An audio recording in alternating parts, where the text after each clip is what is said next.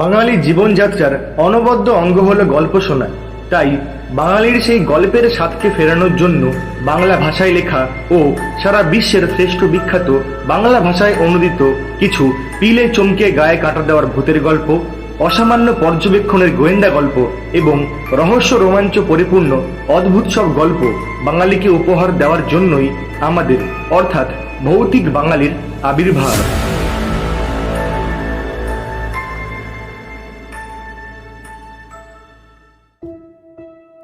ভৌতিক বাঙালিতে আজ আপনারা শুনবেন শ্রী দাশগুপ্তের লেখা গল্প সে আসে ধীরে।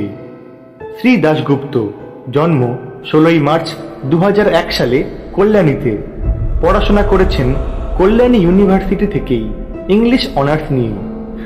বর্তমানে তিনি শিক্ষকতার পাশাপাশি লেখালেখির সঙ্গে যুক্ত। তার লেখালেখির অনুপ্রেরণা ছোটবেলায় বাবার মুখে গল্প শুনে, অডিও স্টোরি শুনে এবং গল্প পড়ার মাধ্যমে। শ্রীর প্রথম লেখা অবগুণ্ঠিতা পথের সুজন ম্যাগাজিনে প্রকাশিত হয়। আমাদের আজকের গল্পটি কলিকথার ম্যাগাজিনে প্রকাশিত হয়েছে। শুরু হচ্ছে আজকের গল্প সে আসে ধীরে।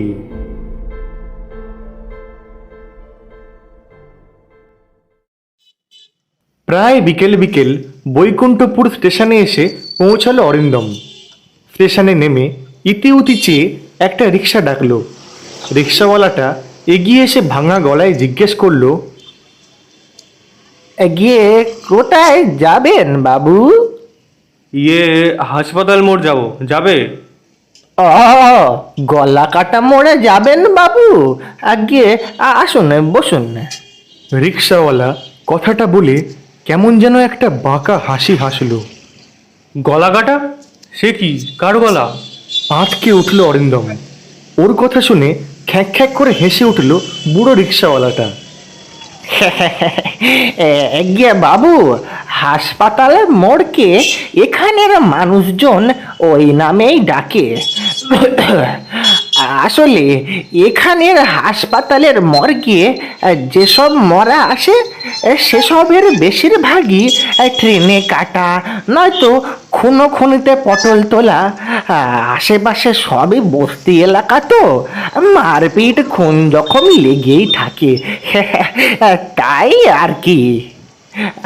আরও একটা কারণ অবশ্য আছে। কি কারণ? একটু যেন অন্যমনস্ক হয়ে খানিক চুপ থেকে লোকটা বলল, গিয়ে বাবু, ও কিছু না, কিছু না। তারপর সারা রাস্তায় আর একটাও কথা বলল না লোকটা। অরিন্দম দক্ষিণ কলকাতার ছেলে। সদ্য ডাক্তারি পাশ করে এই বৈকুণ্ঠপুরে ধ্যারে গোবিন্দপুরে এসে উঠেছে প্র্যাকটিসের জন্য। অনেকের থাকে রক্তে ফোবিয়া কিংবা কাটাছেঁড়া দেখতে পারে না বা আরো এসব ম্যানিয়া। অরিন্দম কিন্তু আবার এসবের একদম উল্টো। ছেলেবেলা থেকেই রক্ত দেখতে ভারী ভালো লাগে তার। এমনি কতদিন গেছে যে আনমনে একা বসে থাকতে থাকতে কম্পাস বা ওই জাতীয় ধারালো কিছু দিয়ে নিজেরই দুহাত রক্তাক্ত করে রক্ত ঝরিয়েছে ও। শেষকালে মা দেখতে পেলে ভিড়মি খেতেন, আর বাবা কানের গোড়ায় দুটো সপাটে চড়। তাতে অবশ্য খুব একটা যায় আসতো না ওর। দুদিন পর আবার যেইকে সেই। ছেলের এসব মতিগতি দেখে অরিন্দমের বাবা রাজেশ বাবু ছেলেকে ডাক্তারিতে ভর্তি করিয়েছিলেন। প্রায় মিনিট 15 মধ্যে হাসপাতাল মোড়ে পৌঁছে গেল রিক্সাটা। পাওনা গন্ডা মিটিয়ে অ্যাডমিন অফিসে ঢুকলো অরিন্দম। প্রয়োজনীয় কাগজপত্রের ফর্মালিটি সেরে কোয়ার্টারে গিয়ে যখন পৌঁছালো তখন প্রায় রাত 7:45। সারাদিনের ধকল, তাই অচেনা জায়গা, বাইরে তাই আর খেতে বেরোলো না। ব্যাগে রাখা বিস্কুটের প্যাকেট দিয়েই ডিনার সারল।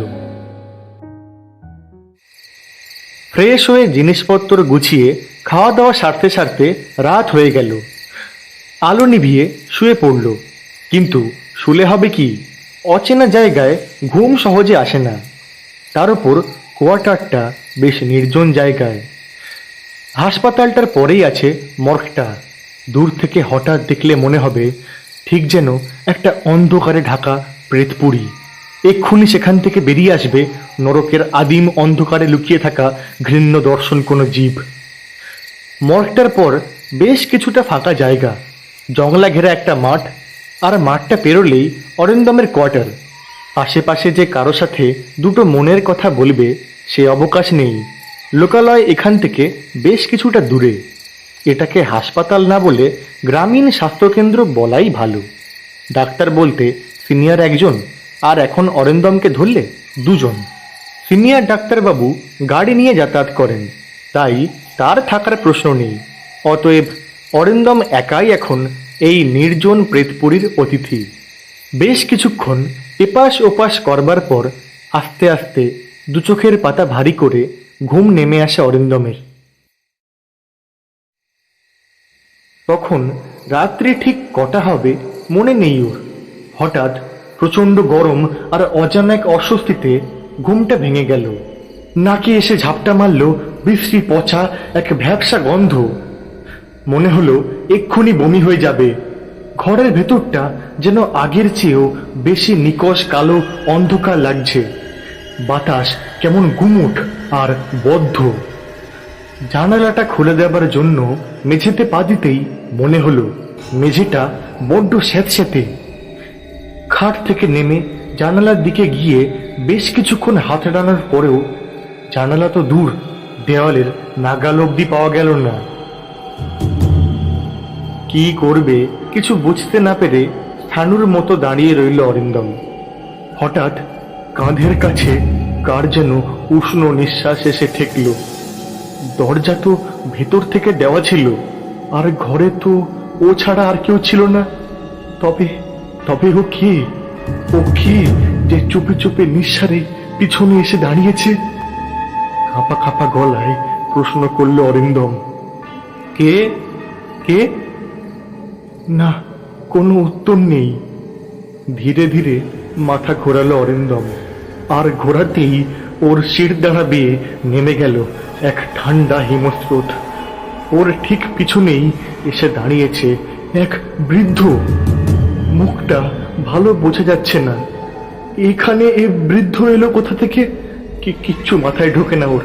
ভয়ে আতঙ্কে গলা শুকিয়ে আসে। মনে হয় পা দুটো যেন কেউ শক্ত লোহার পেরেক দিয়ে মেঝেতে গেঁথে দিয়েছে। প্রচন্ড আতঙ্কে বিছানায় লাফ দিয়ে উঠে বসে অরিন্দম। স্বপ্ন দেখছিল ও। কিন্তু স্বপ্ন কি এত জীবন্ত হয়? খুব জোরে একটা চিমটি কাটে নিজের গায়ে। ব্যথায় আর্তনাদ করে ওঠে। নিশ্চিত হয় যে এবার সত্যিই ঘুম ভেঙেছে। আস্তে আস্তে নার্ভগুলো স্বাভাবিক হয়ে আসে। ভাবে সারাদিনের ক্লান্তি, তাই শহর থেকে এই নির্জন প্রেতপুরীতে নির্বাসন। এসব কারণেই হয়তো দুঃস্বপ্ন দেখেছে। তবুও মনে একটা খচখচানি থেকেই যায়, কিছুতেই সেটা কাটতে চায় না। কেউ যেন কানে কানে ফিসফিস করে বলে, স্বপ্ন নয়, সব বাস্তব, সব বাস্তব।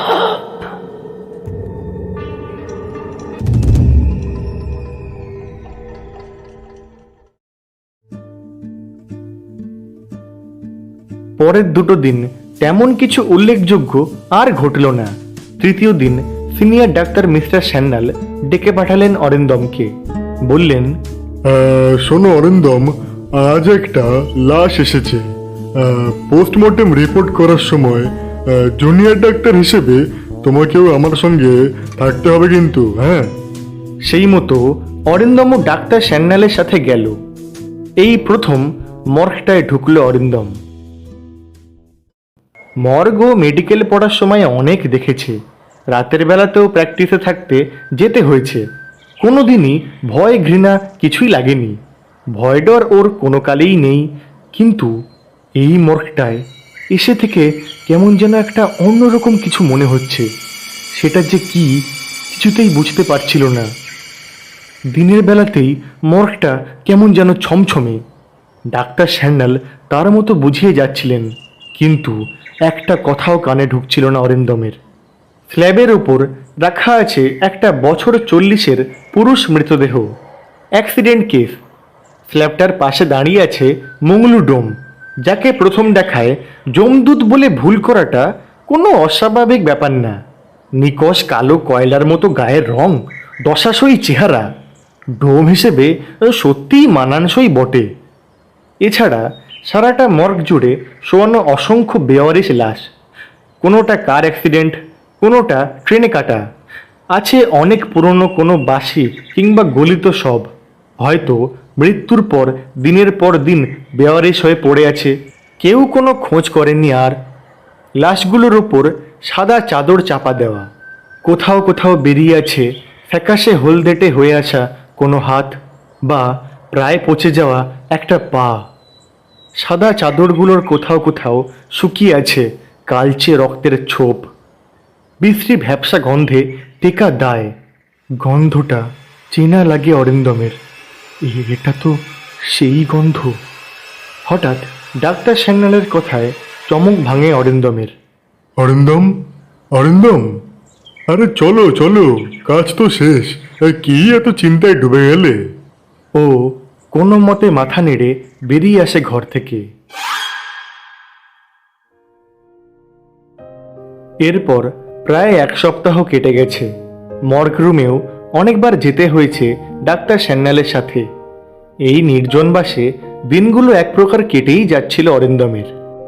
এর মধ্যে ডাক্তার সান্যাল হঠাৎ 3 দিনের ছুটি নিলেন। ওনার স্ত্রী অসুস্থ, অতএব আপাতত এই 3 দিন অরিন্দমকে একা হাতেই সব সামলাতে হবে। তাতে অবশ্য ঘাবড়ানোর কিছু নেই। একদিনে এখানকার আনাজ কানাজ সব বুঝে গেছে ও। প্রথম 2 দিন নির্বিঘ্নে কাটলেও সমস্যা বাঁধল 3য় দিনে। একটা লাশ এসেছে, আজকেই অটোপসি রিপোর্ট করে পাঠাতে হবে। সেটা অরিন্দমের জন্য কোনো বড় ব্যাপার নয়, কিন্তু ওই মর্গটাতে একা যেতে ভারী অস্বস্তি লাগছে। যাই হোক, ডিউটি তো করতেই হবে। দুপুর 3টের মধ্যে আউটডোরে রোগী দেখা মোটামুটি সাঙ্গ হয়ে এলো। এমার্জেন্সি পেশেন্ট তেমন ছিল না। হাতের টুকটাক কাজগুলো সেরে নিয়ে অটোপসির জন্য বেরিয়ে গেল অরিন্দম। মংলু আগে থেকেই লাশের পাশে দাঁড়িয়েছিল। ও যাওয়াতে ফ্যাস ফ্যাসে গলায় বলল, সাহাব, আপনি একটু দাঁড়ান, আমি আসছি। বলেই ঘর থেকে বেরিয়ে গেল মংলু। এখন এই ঠান্ডা ঘরে সম্পূর্ণ একা দাঁড়িয়ে অরিন্দম। স্ল্যাবের ওপর রাখা মৃতদেহটার মুখ থেকে পা অবধি সাদা কাপড় দিয়ে ঢাকা দেওয়া, শুধু একটা ফ্যাকাশে হাত বেরিয়ে আছে। হাতটার দিকে কিছুক্ষণ চেয়ে থাকতেই হঠাৎ অরিন্দমের মনে হলো লাশটার আঙুলগুলো যেন একটু একটু করে নড়ছে। এ অসম্ভব, লাশের আঙুল কিভাবে নড়তে পারে? আবারও চোখ ভালো করে মুছে তাকায় অরিন্দম। না না, কোনো ভুল নেই, সেই আগের মতোই আঙুলগুলো নড়ে চলেছে একটু একটু করে। তবে কি শরীর খারাপ লাগছে অরিন্দমের? ঘুম পাচ্ছে কি? তাই তাই কি সে এসব উল্টোপাল্টা দেখছে? কিন্তু কিন্তু আঙুলগুলো তো এখনো এখনো হালকা হালকা নড়ছে। তবে কি বেঁচে আছে লোকটা? কিন্তু তাই বা হয় কি করে? চিৎকার করে মংলুকে ডাকে অরিন্দম, মংলু, মংলু! কিন্তু কোথাও কোনো সাড়া শব্দ নেই। অখণ্ড নিস্তব্ধতা। শুধু কোথাও যেন কর্কশ গলায় একটা বিড়াল ডেকে উঠল, যেন অরিন্দমের চিৎকারে এই অখণ্ড নিস্তব্ধতা বিঘ্নিত হওয়াতে ভারী বিরক্ত হয়েছে সে। দ্রুত পায়ে দরজা দিয়ে বেরিয়ে আসতে যায় অরিন্দম, কিন্তু কিসের যেন একটা অমোঘ আকর্ষণে যেতে চেয়েও যেতে পারে না সে। ধীর পায়ে আবার ফিরে আসে স্ল্যাবটার কাছে। ধীরে ধীরে কাঁপা কাঁপা হাতে চাদরটা সরায় অরিন্দম। একটা বৃদ্ধের লাশ, হলদেটে হয়ে আসা বিবর্ণ ফ্যাকাশে মুখ, মুখের চামড়া যেন শুকিয়ে কাঠ হয়ে গেছে। নাকটা ঈষৎ বেঁকা, চোখ দুটো বন্ধ। এক ঝলক দেখলে মনে হয় যেন ঘুমিয়ে আছে। হঠাৎ বৃদ্ধ চাদরের নিচে থাকা হাতটার দিকে নজর যায় অরিন্দমের। হাতের মুঠোতে কি একটা জিনিস শক্ত করে ধরে রয়েছে। একটা ছুরি। ঝুঁকে পড়ে সেটাই দেখতে যাচ্ছিল অরিন্দম। হঠাৎ ওর মনে হলো একজোড়া শীতল মরা মাছের মতো চোখ ঠান্ডা চাউনিতে নিঃশব্দে চেয়ে আছে ঠিক ওরই দিকে। ধীরে ধীরে বৃদ্ধের মুখের দিকে দৃষ্টি ফেরায় অরিন্দম, আর ফেরাতেই ওর হাড় হিম হয়ে যায়। চোখ দুটো মেলে তারই দিকে চেয়ে আছে বৃদ্ধ মানুষটি। মুহূর্তে ছিটকে চলে আসে অরিন্দম, ছুটে বেরিয়ে আসতে চায় দরজা দিয়ে, কিন্তু কোথায় কি? কোনো দরজা নেই, চারিদিকে শুধু নিকষ কালো মৃত্যু। শীতল গাঢ় অন্ধকার যেন ধীরে ধীরে গ্রাস করছে ওকে, আর তারই মাঝে ক্ল্যাপটার ওপর জ্বলছে একটা টিমটিমে হলদেটে আলো, আর সেই আলোতেই দেখা যাচ্ছে বৃদ্ধের ছায়াময় অবয়ব। ধীরে ধীরে উঠে বসছে সেটি, পায়ে পায়ে এগিয়ে আসছে তারই দিকে। এত ভীষণ আতঙ্কের মধ্যেও অদ্ভুত একটা কথা মনে হলো অরিন্দমের। মনে হলো এ অবয়ব যেন তার ভারী চেনা, ভারী চেনা। কোথায় যেন দেখেছে সে। চিৎকার করতে চাইল অরিন্দম, কিন্তু গলা দিয়ে এক ফোঁটাও শব্দ বের হলো না তার। ততক্ষণে সেই মূর্তি আরো এগিয়ে এসেছে। সে আসছে, আসছে, আরো আরো কাছে এগিয়ে আসছে। নাকে এসে ঝাপটা মারছে সেই তীব্র বিশ্রী পচা ভ্যাপসা গন্ধটা। আর আর কিছু ভাবতে পারে না অরিন্দম। চোখের সামনে সবকিছু ঝাপসা হয়ে আসছে তার। শুধু মাথা ঘুরে যাবার আগে বৃদ্ধের ঠোঁটের কোণে দেখতে পায় এক এক অদ্ভুত কৌতুকের হাসি, আর আর তার চোখে যেন ঝিলিক দিয়ে যায় এক ঠান্ডা লোভাতুর দৃষ্টি।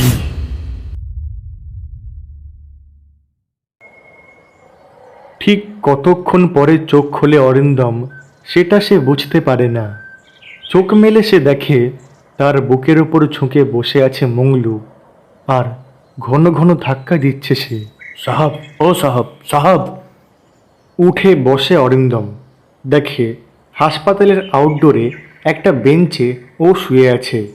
মংলু বলে চলে, আপনাকে কোথাও খুঁজে না পেয়ে শেষে ও লাশ কটা ঘরে গিয়ে দেখি আপনি মেঝেতে চিত হয়ে শুয়ে আছেন।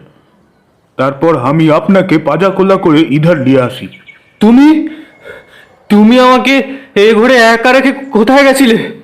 অরিন্দমের কথা শুনে যেন আকাশ থেকে পড়ে মংলু। আমি আপনাকে এখানে দাঁড় করে রেখেছি। আমি তো আবি এলাম, আর তাছাড়া ও ঘরে আমি সব জেনে শুনে আপনাকে দাঁড় করে রেখে যাবো কি বা কেন? কি জেনে শুনে? আপনি জানেন না সাহাব, লেকিন এই গ্রামের সব মানুষ জানে ও লাশ কাটা ঘরে সাপ আছে। ও ঘর ভালো লয়, ও বুড়ো বাবার সাপ আছে। ও তো মরে গেছে, লেকিন লোকে বলে ও এখনো আসে। কে আছে? আপনি শহুরে বাবু, আপনি মানবেন নাই জানি, লেকিন এই গ্রামের সব মানুষ জানে। প্রায় 25 বছর আগের কথা। আমরা তখন খুব ছোট। গ্রামে এক পাগলা বুড়া বাবা এসেছিল। বাচ্চা বুড়ো কাউকে ছাড় দিত না।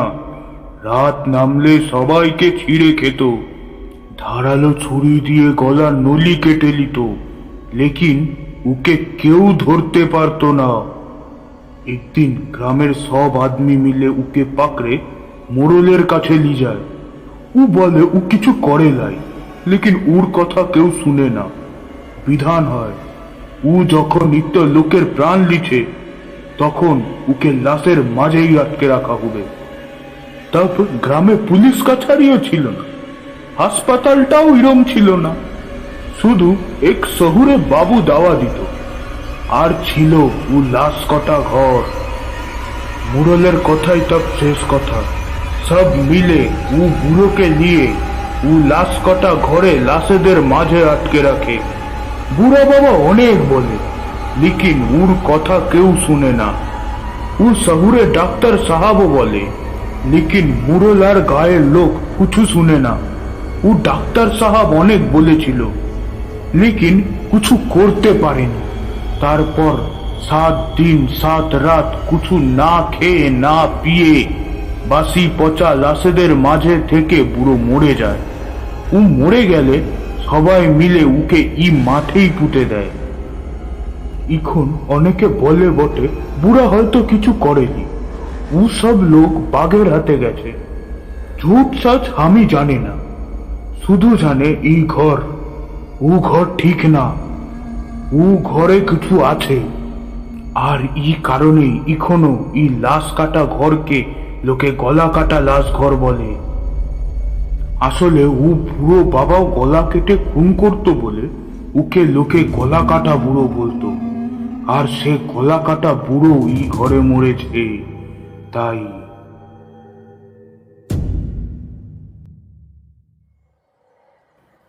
এই অবধি বলে চুপ করে মংলু। অরিন্দম গুম হয়ে বসে থাকে।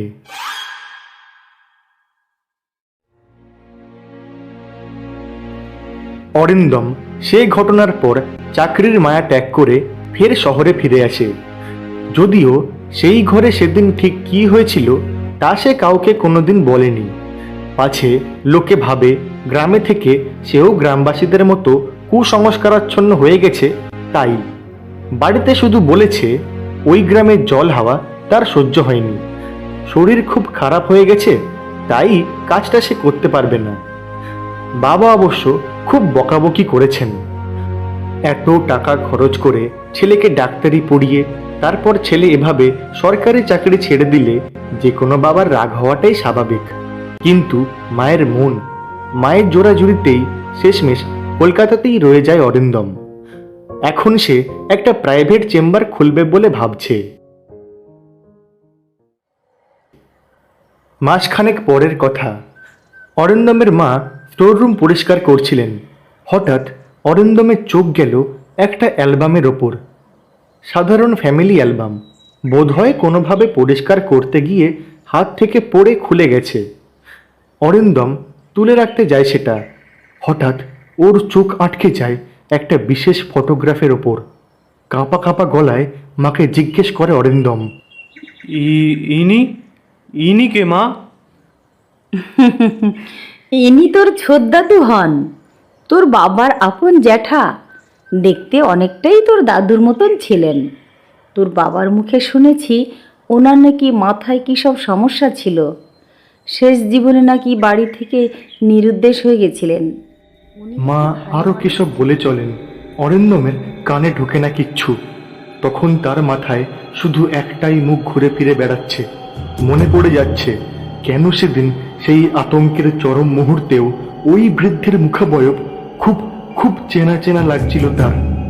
ধীরে ধীরে তার মনের মধ্যে সবটা স্পষ্ট হয়ে যায়। বৈকুণ্ঠপুরের ওই ঘটনার পর থেকেই একটা অদ্ভুত জিনিস লক্ষ্য করছে অরিন্দম। আজকাল তার বড্ড তেষ্টা পায়। যতই কোল্ড ড্রিঙ্কস খাক, ঠান্ডা জল খাক, কোনো কিছুতেই সে তেষ্টা যেন মিটতে চায় না। এ এক অদ্ভুত জ্বালা হয়েছে।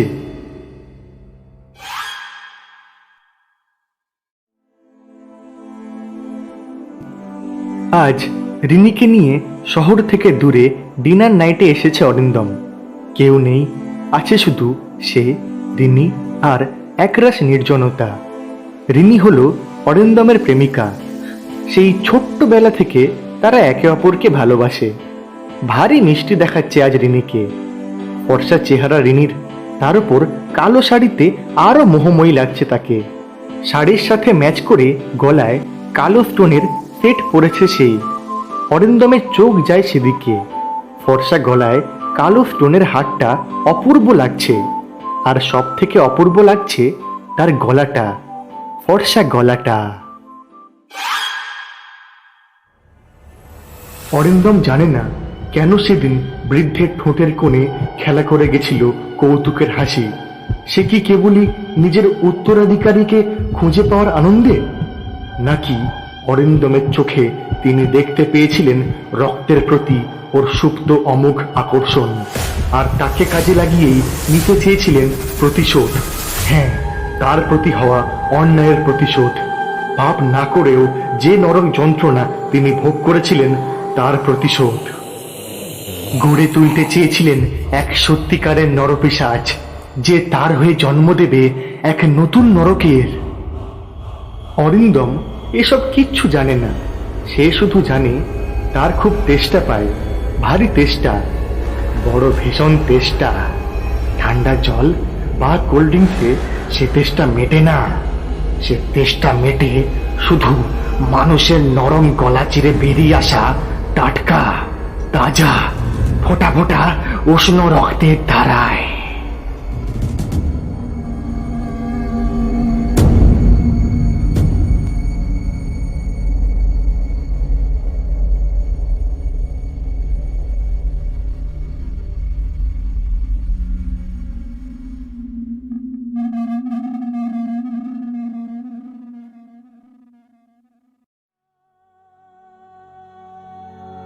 শেষ হলো আমাদের আজকের গল্প সে আসে ধীরে।